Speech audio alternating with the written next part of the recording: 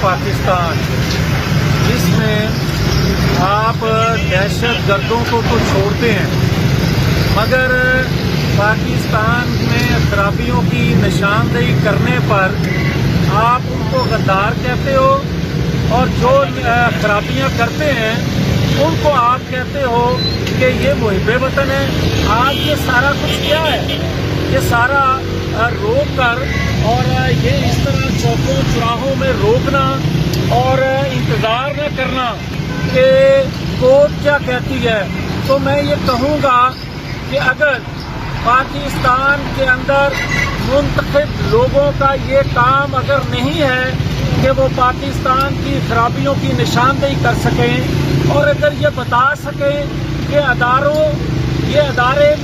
میں بیٹھے لوگ ایک پرائم منسٹر کے حکم پر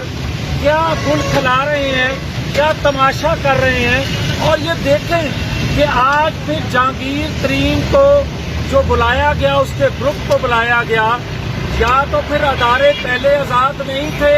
اور اگر غلط کام کر رہے تھے بقول عمران خان کے میں آپ کو انصاف دوں گا،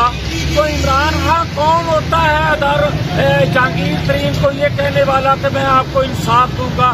انصاف فراہم کرنے والے ادارے ہوتے ہیں۔ اور جو آج اداروں کا یہ حال آپ دیکھ رہے ہیں کہ کس طرح یہ روکا گیا، کس طرح یہ ایک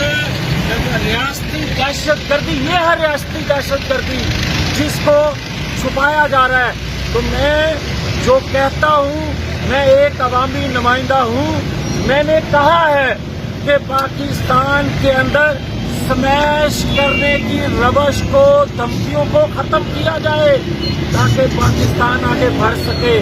مگر میرے ان باتوں کو روک کر جو کچھ کہا جا رہا ہے یہ پاکستان کے فائدے بھی نہیں ہوگا، اس سے پاکستان کو نقصان پہنچے گا۔